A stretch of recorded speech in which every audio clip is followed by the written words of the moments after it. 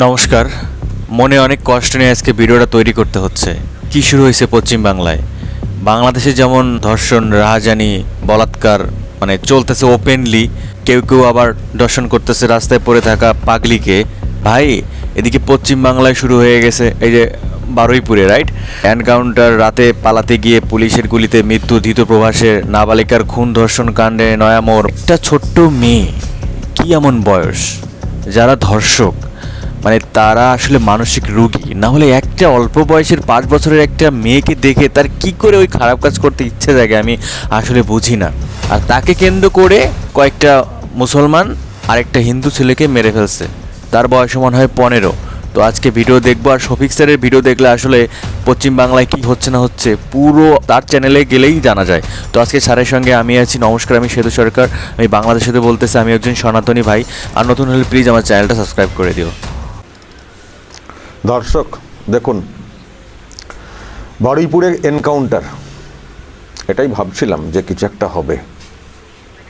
একটা হবে ভাবছিলাম, হলো। নতুন সরকারের আমলে প্রথম এনকাউন্টার। বাহ, উনি তো বলেছিল। রাতে পালাতে গিয়ে পুলিশের গুলিতে মৃত্যু, ধৃত প্রভাসের। নাবালিকার খুন, ধর্ষণ কাণ্ডে নয়া মোড়। মোড় তো থাকবেই, কিন্তু যেটা হয়েছে জঘন্য হয়েছে। এটা দরকার একদম, এটা দরকার ছিল। দেখুন, এনকাউন্টার বলতে যেটা বোঝায় সেটা হচ্ছে পুলিশ ডিরেক্টলি গুলি করে না। এনকাউন্টার মানে পুলিশকে আক্রমণ করার চেষ্টা হলে তখন পাল্টা গুলি করে, এটা হচ্ছে এনকাউন্টার। এনকাউন্টার একদিক থেকে হয় না, কেউ আক্রমণ করার চেষ্টা করলে পাল্টা জবাব, পাল্টা জবাব। বক্তব্য যেটা বলা হচ্ছে এনকাউন্টার, সেটা পুলিশের ভাষ্য। আপনারা আপনাদের মতো করে ভাবতে পারেন, কিন্তু আমি সবটা ভাষায় বলতে পারবো না, কিন্তু আমি এটুকু বলতে পারি, আমি যেটা খবর পেয়েছি সূত্রে, আমি সেখান থেকে কথাটা বলছি। আমি সূত্রে খবর পেয়েছি, এই প্রভাস যে ব্যক্তি প্রচুর বাহানা করছিল যে আমি কিছু করিনি, অন্য কেউ করেছে, চাইছিল না, অন্যদের দিকে দোষ দিচ্ছিল, তাতে কেমন একটা সমস্যা আছে করছিল। কিছু ভিডিও এসছে, এটাই যে নিশ্চয়ই চিনতে পারছেন, এই হচ্ছে সেই ব্যক্তি, নিশ্চয়ই চিনতে পারছেন। এবং তাকে নিয়ে বডি উদ্ধারে যখন পুকুরে যাওয়া হয়েছিল, ভাই এইটুকু একটা বাচ্চা মেয়ে, মোড় ঘোরানো, অন্যদের দিকে দোষ চাপানো, এইসব করছিল। এই হচ্ছে প্রভাস মার। তো আমি যেটা বলতে চাইছিলাম, যে খবরটা পেয়েছি সূত্রে খবর, অবশ্যই দেখো শেষ পর্যন্ত স্বীকার করে নিয়েছে, শেষ পর্যন্ত স্বীকার করে নিয়েছিল এই যে ঘটনা ঘটেছে তার মূল অভিযুক্ত বলা যেতে পারে। মূল অভিযুক্ত শেষ পর্যন্ত স্বীকার করে নিয়েছিল, মানে পুলিশ নিশ্চিত হয়ে গেছে। তবে এর সাথে কারা কারা আছে এটা তো জানতে হবে। পুলিশ নিশ্চিত হয়ে গেছিল এই ধৃত প্রভাস, যাকে ওই শান্তনু, যার বিরুদ্ধে নানান অভিযোগ করা হচ্ছে, বিজেপি নেতা, তার যোগ ইত্যাদি, কিন্তু শান্তনু নিজেই কিন্তু এই ব্যক্তিকে, তিনি কি স্বীকার করে গেছেন মরার আগে যে কো-অ্যাকিউজড গুলো কারা, তাদেরও তো শাস্তি দিতে হবে। তো পুলিশ নিশ্চিত হয়ে গেছিল যে এই ব্যক্তি অভিযুক্ত, মূল অভিযুক্ত, অন্যতম অভিযুক্ত শুধু না, মূল অভিযুক্ত। এটা মোটামুটি পুলিশ নিশ্চিত হয়ে গেছিল। এবার যেটা হচ্ছিল, যেটা পুলিশের ভাষ্য সামনে এসছে, রাতের দিকে ওকে নিয়ে পুনর্নির্মাণ করা আর কি, ঘটনাস্থলের দিকে নিয়ে গিয়ে কি করে কি হয়েছে এগুলো অনুসন্ধান করা, পুলিশের ভাষ্য, তদন্ত করা, পুলিশ তদন্ত করা, পালানোর চেষ্টা করছিল, পুলিশের অস্ত্র ছিনিয়ে নেওয়ার চেষ্টা করছিল, পুলিশ পাল্টা গুলি করে দিয়েছে। এটা পুলিশের ভাষ্য, জানি না কি হয়েছে, কিন্তু যেটা হয়েছে সেটা ভালো হয়েছে। রিপোর্ট এইরকমই লেখা হবে, কিন্তু আমি যেটুকু বোঝার বুঝছি, আমি জানি না আপনারা কে কি বুঝছেন। সব কথা প্রকাশ্যে বলতে পারবো না, পরিষ্কার কথা। আমি যেটুকু বোঝার বুঝছি কি হয়েছে বিষয়টা, আপনাদেরও নিশ্চয়ই বিবেক বুদ্ধি আছে, বুঝতে পারবেন। নিশ্চিত হয়ে গেছিল, অ্যাকচুয়ালি পুলিশের কাছে স্বীকার করে নিয়েছিল, শেষ পর্যন্ত এই ঘটনার ব্যাপারটা স্বীকার করে নিয়েছিল, পুলিশ নিশ্চিত হয়ে গেছিল। এবার ঘটনাস্থলে পুনর্নির্মাণ করানোর বক্তব্য পুলিশের, সেখানে পালানোর চেষ্টা বক্তব্য পুলিশের অস্ত্র ছিনিয়ে নেওয়ার চেষ্টা বক্তব্য পুলিশের। তাই পুলিশ আত্মরক্ষার্থে পাল্টা গুলি চালিয়ে এটা পারে পুলিশ, রাইটস আছে। হয় প্রভাস, হাসপাতালে নিয়ে যাওয়া হয়, হাসপাতাল মৃত বলে ঘোষণা করে। এগুলো হচ্ছে জাস্ট রিপোর্ট। চার্জশিট রিপোর্ট, একটা মানে ঘটনার রিপোর্ট এরকম হয় নথিভুক্ত করার জন্য। বা এজাহারে, হ্যাঁ পুলিশের এজাহারে হাতে, লেগেছে, মিডিয়াতে মানে সেটা কনফেশন, শুনতে দোষ পাচ্ছি। স্বীকারোক্তির ভিত্তিতে। কিন্তু আমি যেটুকু বোঝার বুঝে গেছি, যারা ধর্ষক, যারা এরকম কাণ্ড করতে পারে, তাদের একটা কথাই বলি, দর্শকের কোনো জমা ধর্ম হয় না, খরচ হিন্দু মুসলমান একবারে। বুঝি না ভাই, দর্শক যে তাকে এনকাউন্টার করে দাও। রাখা টাকার কোনো প্রয়োজন নেই। কিছু সংগঠন, কিছু মানে এরা নিশ্চয়ই এক্ষুনি প্রশ্ন তুলবে আজকের পর থেকে, কেন মারা হলো, কোত্থেকে পুলিশের অস্ত্র ছিনিয়ে নেওয়ার চেষ্টা করলো প্রভাস, কেন এর সঙ্গে সঙ্গে মেরে তাদের দেওয়া হলো, বলি তারা কেন তার প্রমাণ করো। পায়েতে গুলি করা হলো না, কেন তাকে ধরে নিয়ে গিয়ে এ করা হলো না, পুলিশের সংখ্যা কত ছিল, একজন দুষ্কৃতী পালানোর চেষ্টা করলো, হঠাৎ করে কি করে পালানোর চেষ্টা করলো, এত কথা তো কারা জিজ্ঞেস করবে, এটা তো জানি। এর সঙ্গে বলা হবে আসলে মেরে দেওয়া হয়েছে, এটা হচ্ছে মানুষের যে অধিকার, মানবাধিকার, সেটাকে লঙ্ঘন করা হয়েছে, বলে দেবেন, চিৎকার হবে, করবে, এক শ্রেণীর মানুষ যারা করবে। ধর্ষণ, খুন এইসব নিয়ে চিৎকার করেছিলেন, তারাই দেখবেন এখন এই ধর্ষকদের পাশে থেকে প্রশ্ন যে তুলবে কেন মারা হলো। এটা হচ্ছে আমাদের সমাজের একটা ব্যাধি। মানে আমরা যে কি এটা চাই একটা সমাজের আমরা ব্যাধি। স্যার আসলে নিজেরাই ধর্ষণ জানি না, যেমন একটা বুঝছেন? বড় ব্যাধি, তার সঙ্গে যখন সরকার কড়া অবস্থান নেয় কোনোভাবে, হতে পারে কোনো কৌশলে, তখনও যারা ওদিকের জন্য চিৎকার করছিলেন তারা আবার এর জন্য চিৎকার ভালো করবেন, মানবাধিকার ভাই। লঙ্ঘন হয়েছে বলে। এটা হবে, হ্যাঁ হবে। বাংলাতে এরকম আঁতের লোক অনেক আছে, লোকের অভাব নেই, এটা হবে। আইনে কেন বিচার হবে না, আইনের মাধ্যমে কেন ব্যবস্থা নেওয়া হবে না, কেন হঠাৎ করে এনকাউন্টারের নাম করে পুলিশ ডিরেক্টলি গুলি চালিয়ে দিল, দেখবেন এইসব নিয়ে চর্চা হবে। ইউপিতে যখন শুরু হয়েছিল, ইউপিতেও ওরকম চর্চা হয়েছিল। এখন ইউপিতে নতুন করে এনকাউন্টার খুব বেশি শুনতে পাই না, কিন্তু এলাকা ঠান্ডা হয়ে গেছে। এলাকাকে ঠান্ডা করতে গেলে কিছু অ্যাকশন প্রয়োজন আছে। চিন্তা করো কি জঘন্য এলাকাকে কাজ ঠান্ডা করে। করতে গেলে আর এই ধরনের অপকর্ম, দুষ্কর্মকে রুখতে গেলে কিছু অ্যাকশনের প্রয়োজন আছে। অনেক ক্ষেত্রে অনেক ছল বল কৌশল অবলম্বন হয়। এক্ষেত্রে যদি ছল বল কৌশল, ছলে বলে কৌশলে যদি কিছু করা হয়, তার যদি একটা আলাদা মানে ইফেক্ট পড়ে সমাজে, দুষ্কৃতি দমনের ক্ষেত্রে, এই ধরনের হিংস্র নোংরামি ঘটনা দমনের ক্ষেত্রে, আমি তো নিশ্চয় আপনারা বলবেন দরকার আছে। তাই বলছি, আমি আজকে সব কথা খোলাসা করে কিছু বলতে পারছি না, কীভাবে কী ঘটনা ঘটেছে। শুধু এটুকু পরিষ্কার, যে ঘটনা ঘটেছিল সেখানে এই ব্যক্তির যোগ ছিল। প্রথম দিকে এড়ানোর চেষ্টা করছিল, অন্যদের দিকে দোষ চাপিয়ে দিয়ে নিজেকে বাঁচানোর চেষ্টা করছিল, কিন্তু পরে নিশ্চিত হওয়া যায়, পুলিশও নিশ্চিত হয় এই ব্যক্তি মানে অভিযুক্ত বা মূল অভিযুক্ত। নিশ্চিত হওয়ার পরেই তাকে নিয়ে যাওয়া হচ্ছিল তখন বলে পুলিশের বাকি ভাষ্য এসেছে। ঠিকই তো আছে, ঠিকই তো কাজ করছে, ভুল কি করছে, কথা সহজ। নিয়ে যাওয়া হচ্ছিল, পালানোর চেষ্টা করছিল, পুলিশের অস্ত্র কেড়ে নেওয়ার চেষ্টা করছিল, পুলিশের দিকে গুলি চালানোর চেষ্টা করছিল, পুলিশ পাল্টা করছে। এটা পুলিশের ভাষ্য, আমি যেটুকু বুঝি। ভাষ্য বোঝার দরকার নাই, যা করছে ভালো করছে। এবার বাকিদের বোঝা উচিত যেই ধরনের ঘটনা ঘটালে কি হবে, কোনো রেহাই নেই। আগে যা হয়ে গেছে, কোনো আদর যত্ন করার কোনো জায়গা নেই।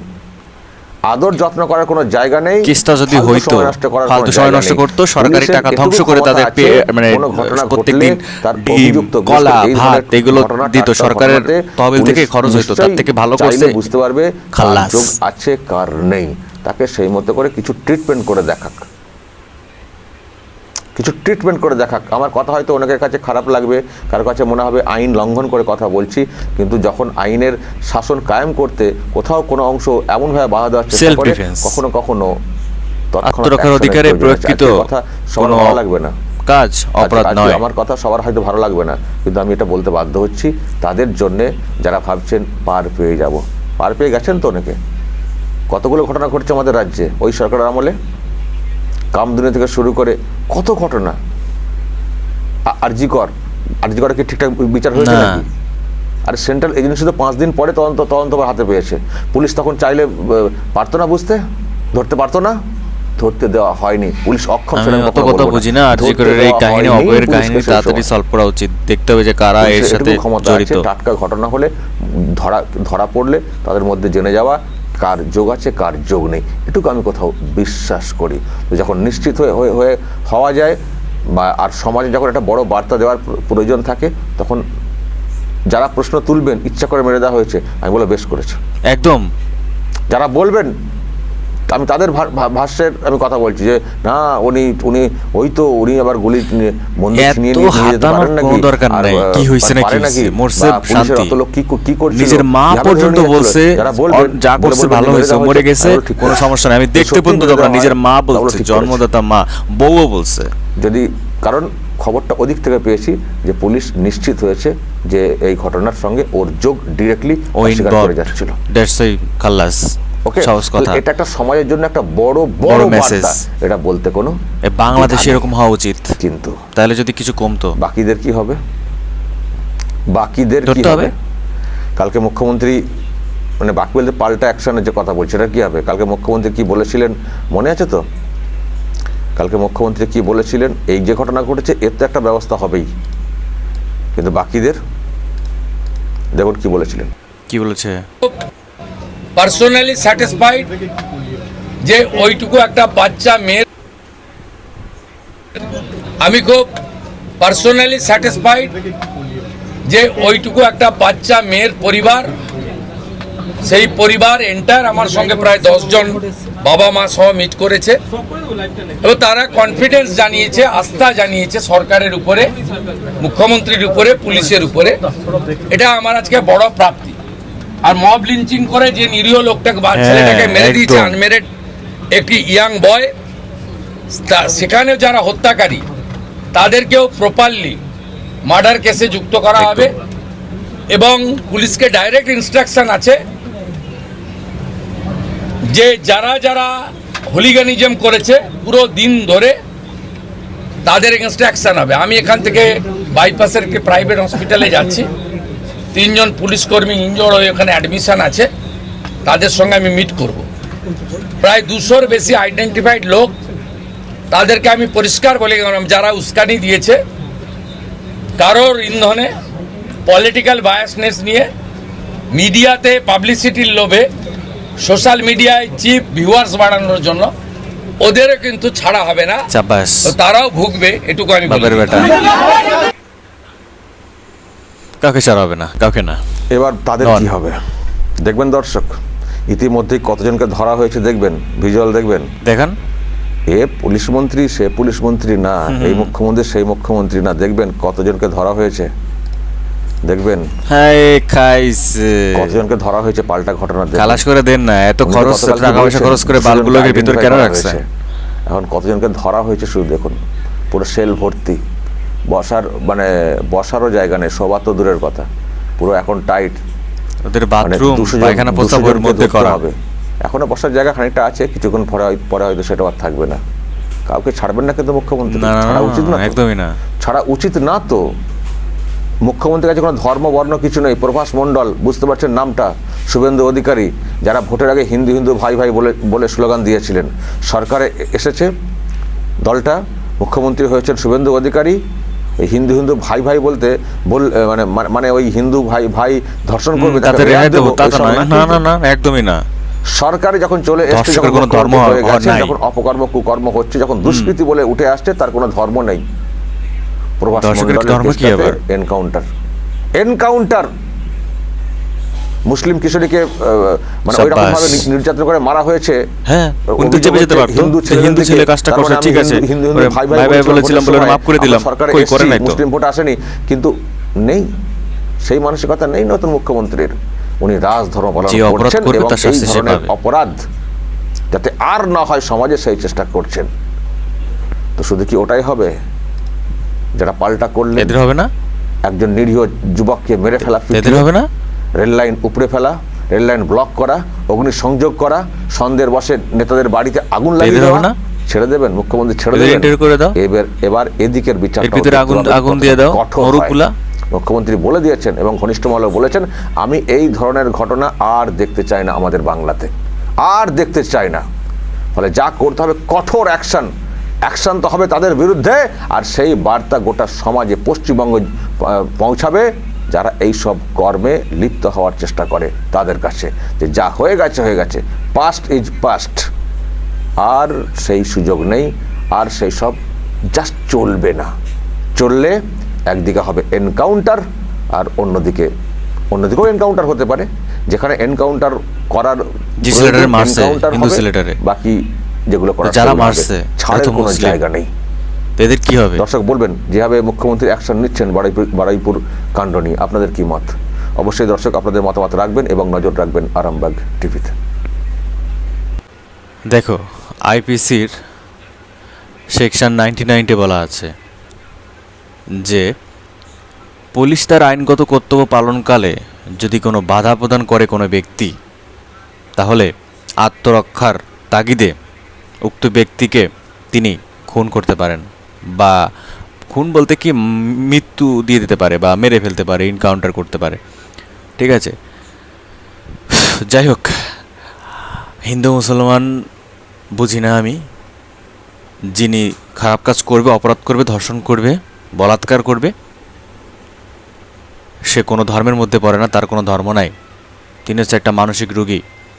বাংলাদেশে যেভাবে এই সমস্ত বাড়তেছে, আমার মনে হয় বাংলাদেশ সরকার এই পদক্ষেপ নেওয়া উচিত, ডাইরেক্ট খাল্লাস করে দেওয়া উচিত এদের, যাতে অন্য যে ধর্ষকগুলা যারা উৎপাতি রয়েছে বা আগে করেছে, যাদের সামনে আসে নাই, যারা যে অপরাধটা করেছে, তারা যাতে ভয় পায়, পুনরায় যদি এই সমস্ত কাজ তারা না করে। ছোট বাচ্চারা, তারপরে এই যে মাদ্রাসা ছোট বাচ্চারা থেকে শুরু করে শিশুরা, এটা তো নিরাপদ না।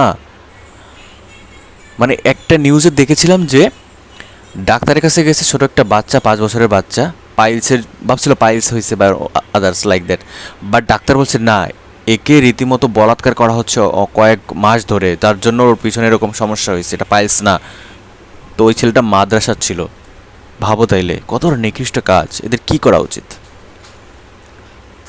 377 ধারায় রয়েছে যে এই সমস্ত কাজ করলে যাবজ্জীবন এবং 10 বছর কারাদণ্ড। আমি মনে করি যাবজ্জীবন না, এদের মৃত্যুদণ্ড দেওয়া উচিত।